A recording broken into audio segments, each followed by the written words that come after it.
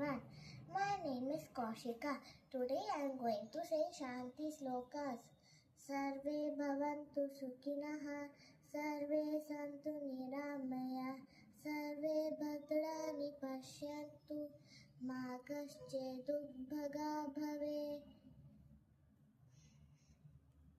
Om Purnamada Purnamidam Purna Purnamudachyate Purnasya Purnamadaya Purnamevavasishyate. Subham karoti kalyanam